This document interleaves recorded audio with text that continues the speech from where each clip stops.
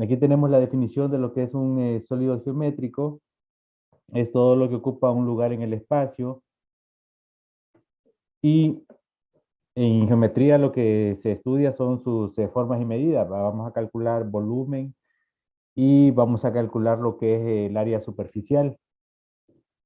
Tenemos dos tipos de sólidos geométricos. Los que están formados por caras planas, están formados por polígonos, todas sus caras son polígonos, ya sea regulares o irregulares, eso no importa. A eso los llamamos poliedros. O los que tienen alguna cara curva, que se le conoce como cuerpos redondos. En el caso de los poliedros significa muchas caras o varias caras, y todas las caras que vamos a tener de esos poliedros son caras planas. Ahora, dentro de los poliedros tenemos dos tipos de poliedros. Tenemos los poliedros regulares y los poliedros irregulares. Un poliedro regular es cuando todas sus caras son polígonos regulares congruentes. Todas las caras del poliedro son polígonos regulares congruentes. O sea que todos son polígonos regulares que van a tener la misma medida, la misma número de lados, misma longitud de lados, mismos ángulos interiores. Y en el caso de poliedros regulares, solo existen 5 poliedros regulares. Solo es posible formar 5 poliedros utilizando polígonos regulares congruentes entre sí, ¿verdad? Y aquí los tenemos los 5. El tetraedro, el hexaedro o cubo, el octaedro, el dodecaedro y el icosaedro. Aquí tenemos los 5. El tetraedro está formado por 4 triángulos equiláteros congruentes. Recuerden que los triángulos equiláteros son polígonos regulares. Los 4 triángulos que formamos acá son triángulos equiláteros congruentes. Podemos tener otros poliedros que estén formados por otros tipos de triángulos, por 4 triángulos. Si queremos, no hay ningún problema, pero que los 4 triángulos sean equiláteros y sean congruentes, solo existe el tetraedro regular. Ahora, aquí, antes de seguir con nosotros, estos puntos acá se llaman vértices, igual que en los polígonos, ¿no? Vértice. Cada uno de esos triángulos es una cara. O sea, por ejemplo, aquí tenemos esta cara.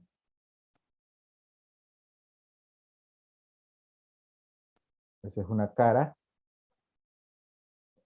Y cada segmento de estos se le llama arista. La arista es donde se unen dos caras. Esa es la arista. Y el vértice es donde convergen dos o más aristas. Entonces tenemos el vértice, la arista y la cara. Ahora, si nos fijamos en el tetraedro regular, el número de caras, el número de caras, el número de vértices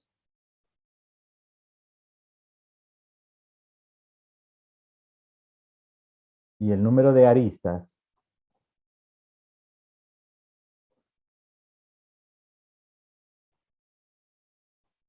serían los siguientes. En el caso del tetraedro regular, serían 4 caras.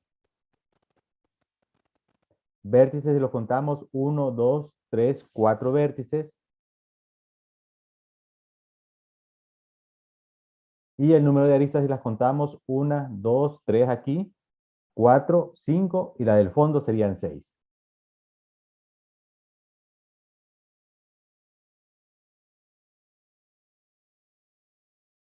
Ahora, ese es el primer poliedro regular, el tetraedro regular.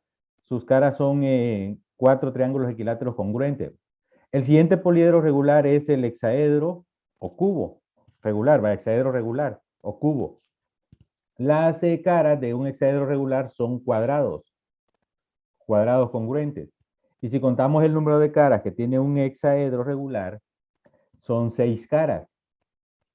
Tenemos una aquí arriba, la otra de ahí abajo, estas dos de enfrente y las dos que están acá, la de este lado y la que está al fondo. 6 caras. Si contamos el número de vértices, tenemos 1, 2, 3, 4, 5, 6, 7 y 8, el que está al fondo. Y si contamos el número de aristas, 1, 2, 3, 4, 5, 6, 7, 8, 9, 10 está del fondo, 11 está del fondo y 12 esta otra.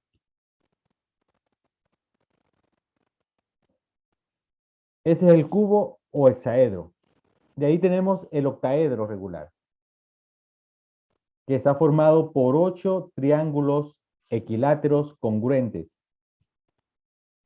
El número de caras en un octaedro regular es 8.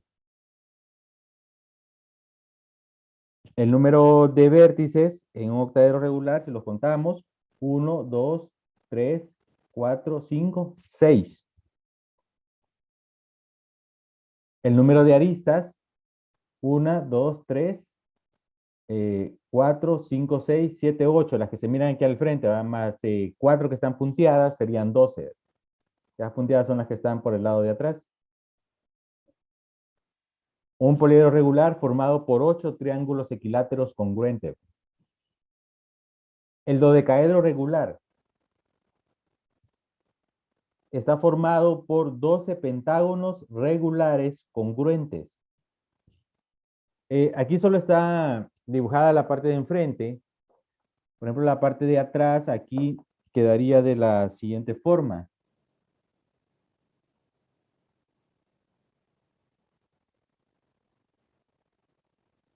Esta sería la parte de atrás.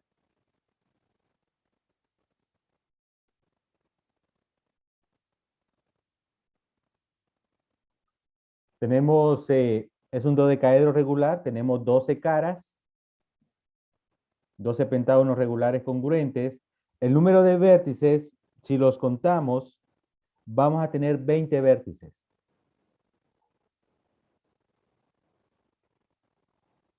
Y el número de aristas, si las contamos, vamos a tener 30 aristas.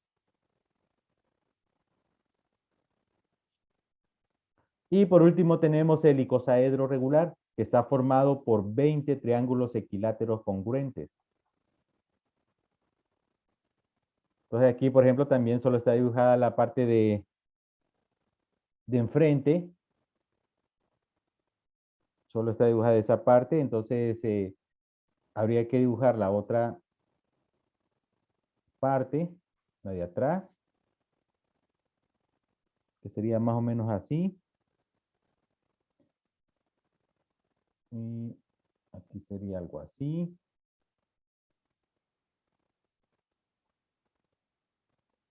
Y algo así.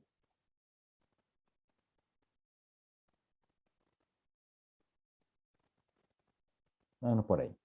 Tendríamos, en el caso del icosaedro regular, el número de caras son 20 triángulos equiláteros congruentes. El número de vértices en un icosaedro regular es 30, perdón, es 12. El número de vértices. Y el número de aristas en el icosaedro regular es 30.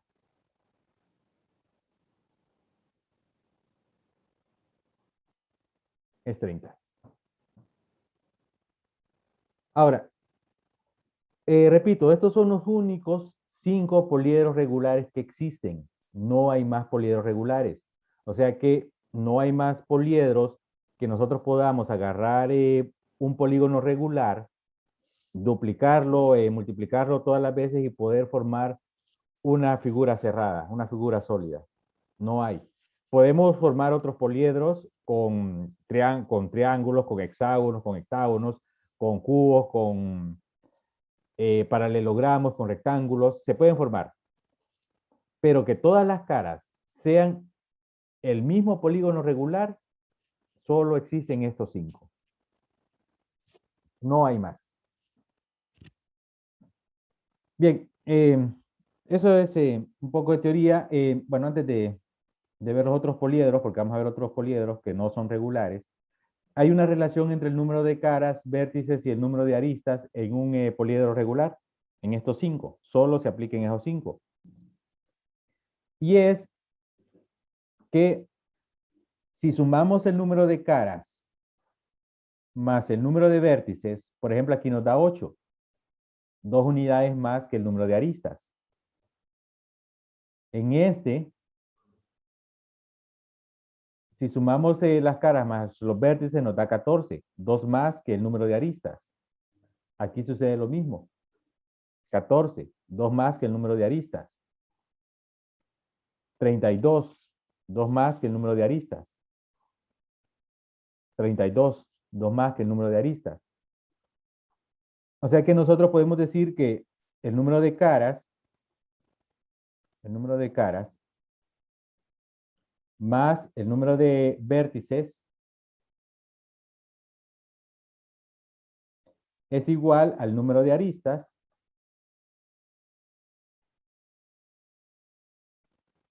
más 2. Es la relación que hay entre el número de caras, vértices y aristas en un poliedro regular. Solo se cumplen en un poliedro regular, no se cumplen en los demás poliedros. En algunos tal vez sí, pero aquí es donde Clic, sí podemos garantizar eso, ¿verdad? clic. Dígame, lo escucho. No sería -2. No. Por ejemplo, número de caras aquí, 4. Número de vértices, 4. Nos da 8. Número de aristas, 6. Más 2 sería 8. Así como está planteado, es más 2. Igual acá, número de caras, 6 más número de vértices, 14. Aquí, número de aristas, 12 más 2, 14. Igual acá y acá también. Número de caras más número de vértices, 32. Número de aristas más 2, 30 más 2, 32. Así como está planteado.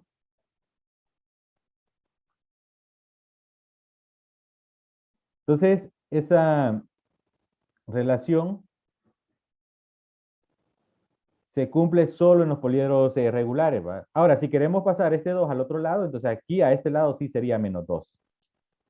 Pero ahí donde lo tengo escrito es más 2. Bien, ahora, repito, no son los únicos poliedros que hay, pero sí son los únicos poliedros regulares que existen. No hay más. Ya esto ya lleva sus añitos siendo así, ¿verdad? Y cuando hablo de añitos me refiero a desde Platón. Estamos hablando más de 2000 años ya, ¿verdad? Que esto viene siendo así y nadie ha podido sacar otro poliedro regular, ¿verdad?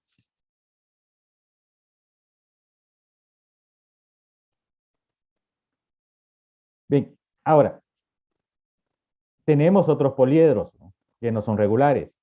Tenemos lo que es un prisma. Un prisma, la definición que tenemos aquí es un poliedro limitado por dos caras iguales y paralelas, llamadas bases, y las otras caras son paralelogramos. Entonces aquí tenemos estas dos caras que van a ser, siempre esta de acá, esta y esta, van a ser polígonos congruentes. Que sean regulares o no, pues eso ya es otra historia, ¿verdad? Pero estas dos de acá van a ser polígonos congruentes. No importa qué tipo de prisma tengamos o qué tipo de polígono sea, esos dos de ahí van a ser polígonos congruentes. Y las caras laterales, las que unen esas dos bases, van a ser paralelogramos. Van a ser paralelogramos porque esos polígonos van a ser congruentes y además van a ser paralelos. Ese es un prisma. Tenemos lo que es una pirámide. Una pirámide, bueno, no tengo el dibujo de pirámide aquí, lo voy a dejar a un lado. Por ejemplo, una pirámide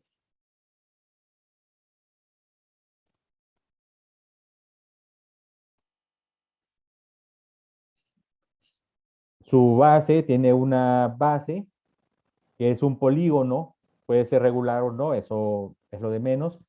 Puede ser un polígono, es un polígono, y sus caras laterales son triángulos. Son triángulos, que pueden ser triángulos equiláteros, triángulos isósceles, eso pues no interfiere con lo que es una definición de pirámide. Creo que tenía una pirámide por ahí, pero no la tengo.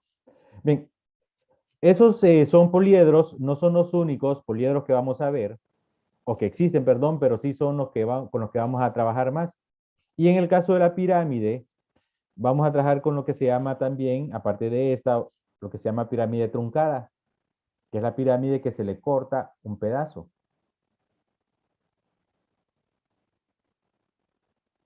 Se le corta ese pedazo. Entonces tenemos una pirámide truncada o un tronco de pirámide.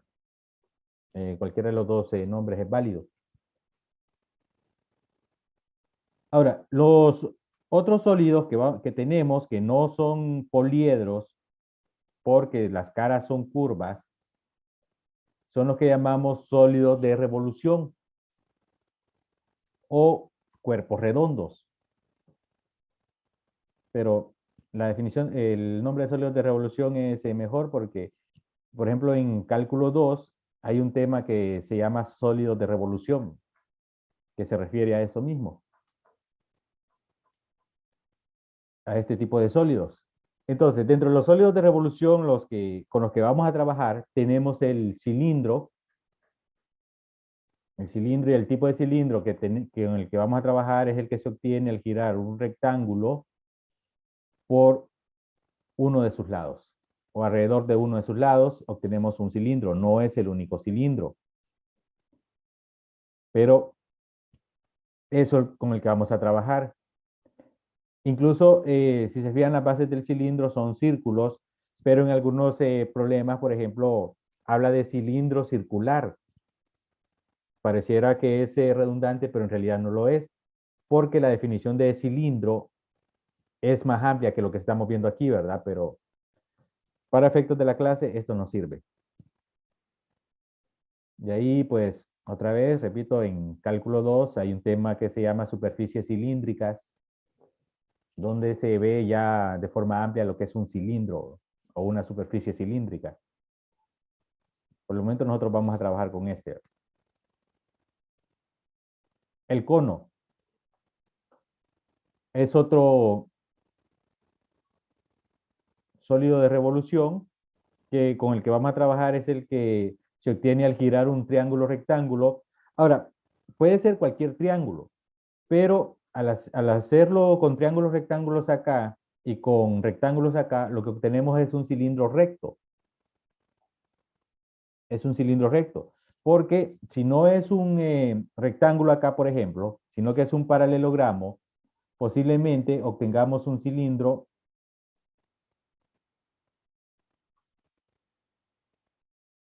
de esta forma. Ya no es un cilindro recto.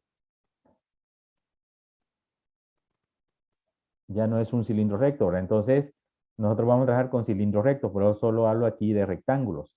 Y en el caso del cono, sucede lo mismo. Vamos a trabajar con conos rectos, por eso se está hablando aquí de triángulos rectángulos, porque si no, el triángulo no es rectángulo, es posible que el cono que obtengamos no sea un cono recto, sino que sea un cono de esta forma, por ejemplo. Entonces, este tipo de cono no lo vamos a trabajar. Y lo que sí vamos a trabajar, igual que en la pirámide, es que es posible que en estos conos se corte una parte, se corte toda esta parte. Entonces lo que obtendríamos sería un cono truncado o un tronco de cono. Y el otro sólido de revolución que tenemos es la esfera, que se obtiene al girar una semicircunferencia alrededor de su diámetro. ¿Verdad? Tenemos la esfera. Son los sólidos de revolución con los que vamos a trabajar. Bien, esto era algo de teoría. Vamos a calcular el volumen de muchos de esos sólidos, algunos por sí solos, otros combinados. Y para calcular los volúmenes, aquí tenemos una tabla de fórmulas, que esta está en el campus virtual, donde estaba la parte de fórmulas de áreas, también ahí está esta tabla de fórmulas. Tenemos fórmulas para calcular el área superficial, toda la parte de alrededor del sólido, y la fórmula para calcular el volumen. Por ejemplo, ¿cuál es la diferencia entre ambas? Si lo que quiero es, si tengo un cubo y lo quiero pintar y quiero saber cuánta pintura gasto, es área la que voy a calcular, porque solo va a ser por encima. Si lo que quiero hacer es construirlo y quiero saber cuánto material voy a gastar para construir un cubo sólido, entonces es volumen. Entonces, el área solo es la parte de encima y el volumen es todo, el cubo sólido. Tenemos entonces fórmulas para área y volumen del cubo, el paralelepípedo rectangular, las caras son rectángulos y las caras opuestas son paralelas y congruentes. Tenemos la fórmula para el área total y tenemos la fórmula de volumen. Tenemos un prisma, aquí está dibujado las bases con un pentágono regular, pero se aplica a cualquier tipo de base que tengamos. Tenemos el área lateral, que es la suma de las áreas de las caras laterales, y tenemos el área total, que es la suma del área lateral más el área de las dos bases. El volumen es el área de la base, por eso está en B mayúscula, porque es el área de la base, por la altura del prisma.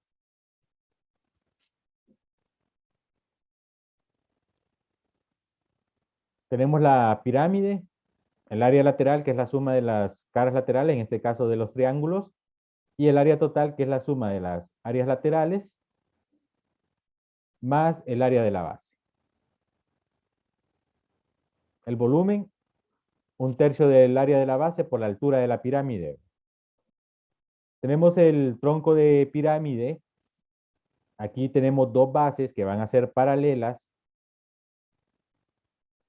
Y tenemos el área lateral, que siempre es la suma de las áreas de las caras laterales. En este caso, las caras son trapecios. Entonces sería la suma de los trapecios. Y el área total, que es el área lateral más el área de la base 1 más el área de la base 2. Y el volumen, que sería este.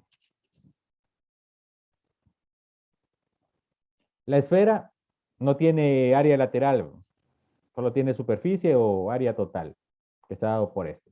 Y el volumen, que está dado por esta fórmula. El cilindro, el área lateral,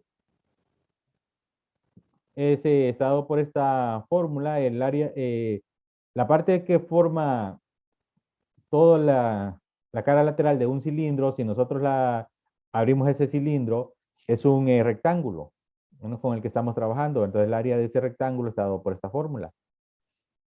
Sería el área lateral. Y el área total sería el área lateral más 2 veces el área de las bases. Que simplificado, factorizado, sería de esta forma. El volumen.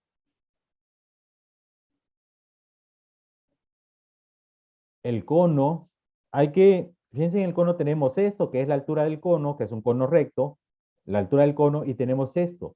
Esta G se llama generatriz.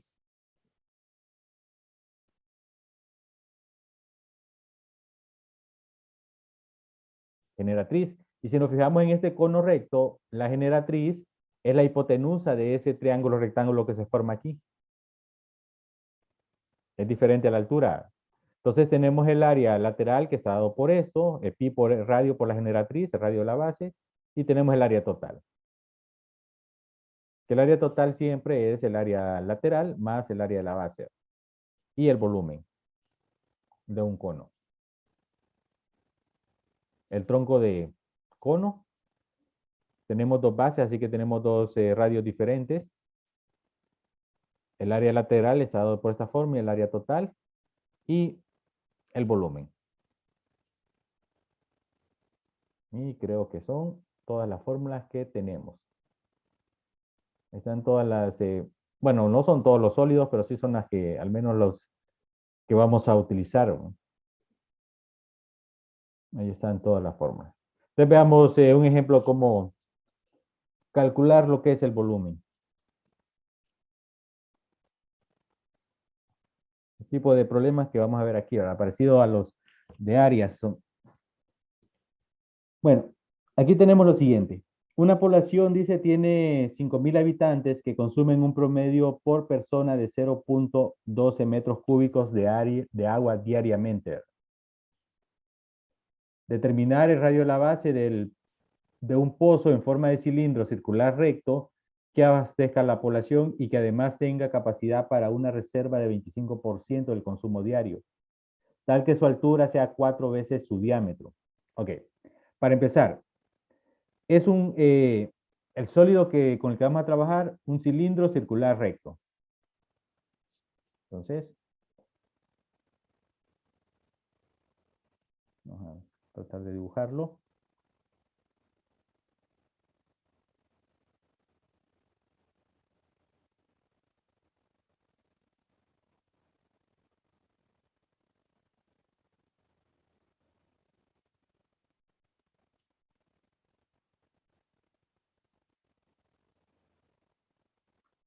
Ok, la capacidad, cuando hablamos de capacidad estamos hablando de volumen.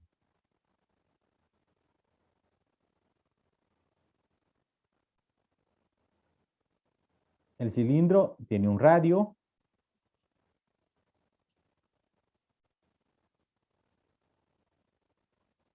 Que no sabemos cuánto es, eso es lo que nos está pidiendo el problema.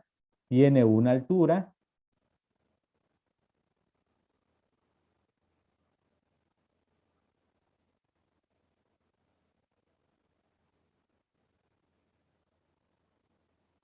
Una altura que nos dice que es 4 veces el diámetro. O sea, 4 veces por D, por el diámetro. Ahora, recuerden la relación que hay entre diámetro y radio. El diámetro es 2 veces el radio. Entonces, si sustituimos esto aquí, estaríamos diciendo que la altura es 8 veces el radio. La información que podemos sacar de ahí. Entonces, el problema nos está pidiendo calcular el radio, ¿eh? Calcular R. Ahora veamos la información que nos da. La población tiene 5.000 habitantes y cada habitante consume en promedio 0.012 metros cúbicos de agua diariamente. O sea que si queremos saber el consumo total de agua diario,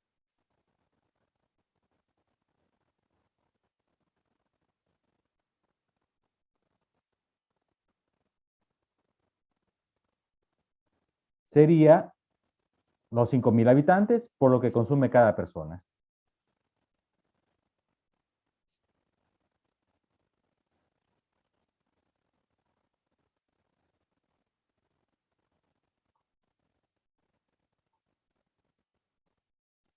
Eso, ¿cuánto nos da? Serían 5.000 por 0.012. Eso nos da 60 metros cúbicos. O sea que eso es lo que consume la población diariamente.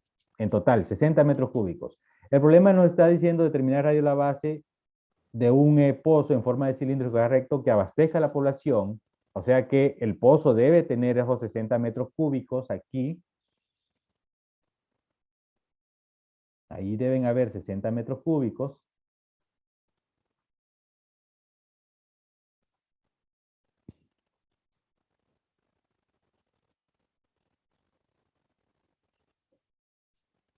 Para abastecer la población, porque eso es lo que consume diariamente, y que además tenga capacidad para una reserva del 25% del consumo diario.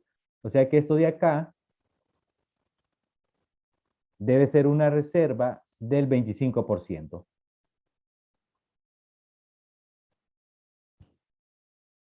sea que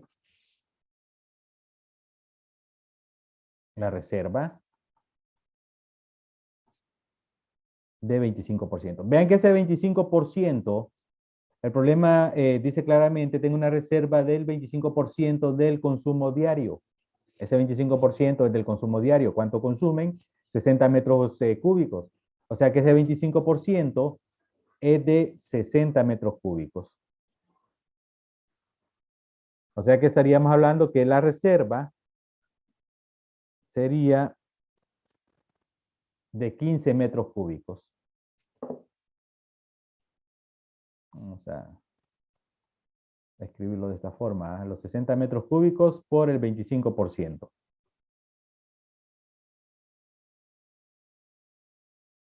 15 metros cúbicos. O sea que aquí tendríamos 60 metros cúbicos y aquí tendríamos la reserva que sería, vamos a poner otro color. Aquí tendríamos la reserva que sería de 15 metros cúbicos.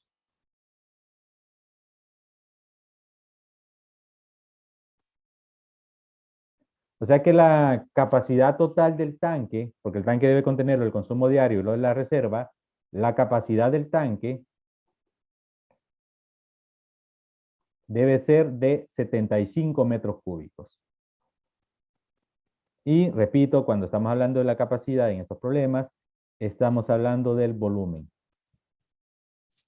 El volumen total del tanque debe ser de 75 metros cúbicos.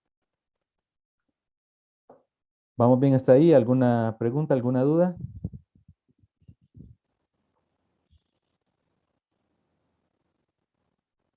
Ok. Entonces,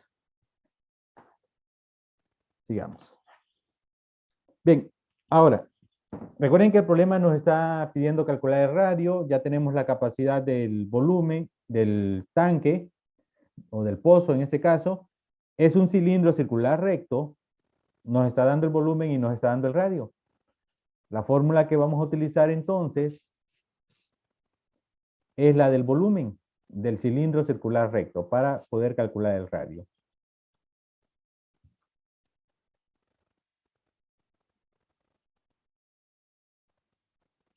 El volumen de un cilindro, pi por r cuadrado por h.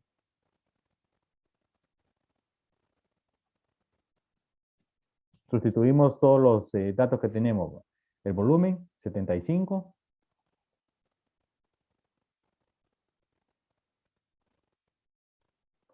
Pi por el radio, que no sabemos cuánto es. Por h, que es 8r. Y ahora despejamos para el radio y ahí vamos a tener entonces la solución del problema. Ok, entonces aquí sería 75 metros cúbicos igual a 8 pi por r a la 3. Radio cuadrado por r, ¿verdad? Paso ese 8 pi a dividir.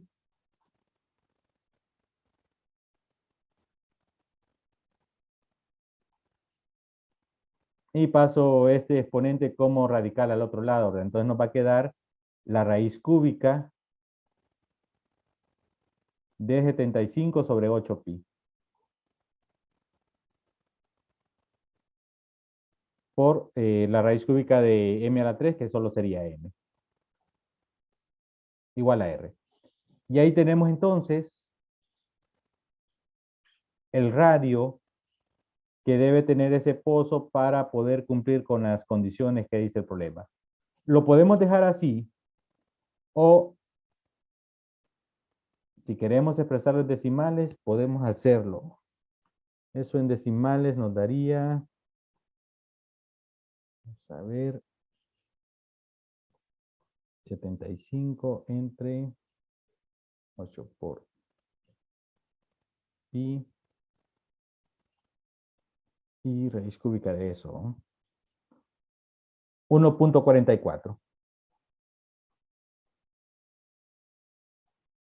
metros.